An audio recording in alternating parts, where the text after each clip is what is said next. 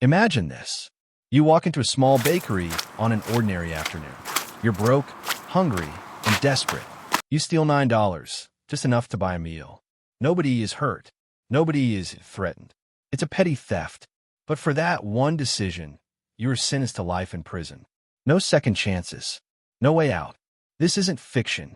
This is the story of Willie Simmons, a man whose life was taken, not by crime, but by a system that called itself justice. The year was 1982 in the state of Alabama. Willie was only 25 years old. He had served in the United States military during the Vietnam War. Like so many veterans, he returned home to a different kind of battle. Poverty, addiction, and a system that didn't care if he lived or died. Willie had made mistakes before, minor, nonviolent offenses, but he had never harmed anyone. He was not a violent man. And on that day, in a moment of weakness, he made the choice that would define the rest of his life. Alabama was tough on crime. At least, that's what politicians called it. In reality, tough on crime often meant tough on the poor and tough on the black. The state had adopted what was called the three strikes law. It meant if a person was convicted of 3 felonies, the third one, no matter how small, could send them to prison for life. For Willie Simmons, $9 became his third strike. It didn't matter that nobody was hurt.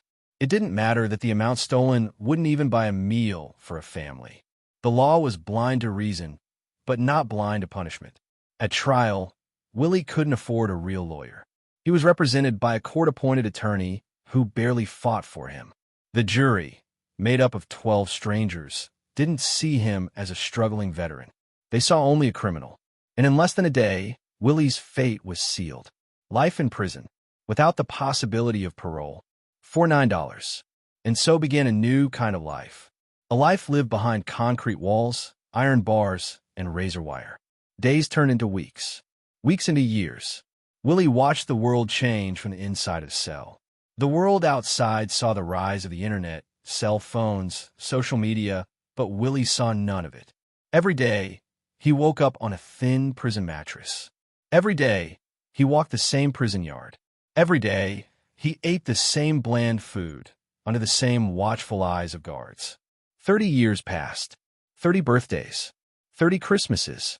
30 summers and winters. Willie Simmons spent all of them locked away because of a $9 theft.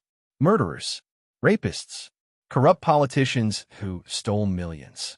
All of them served less time than Willie. And yet, he remained in a cage, forgotten by almost everyone. For decades, his story was buried. But in 2020, nearly 40 years after his conviction, journalists and activists began to dig into his case. When the world learned about Willie Simmons, outrage spread like fire. People asked the same question over and over again. How can a man spend his life in prison for $9 when others commit far greater crimes and walk free? Advocates fought for his release. Lawyers petitioned the courts. But the state of Alabama refused to overturn the decision. According to the law, Willie Simmons was exactly where he belonged. Today, Willie Simmons is in his 60s. His body is frail. His hair has turned gray.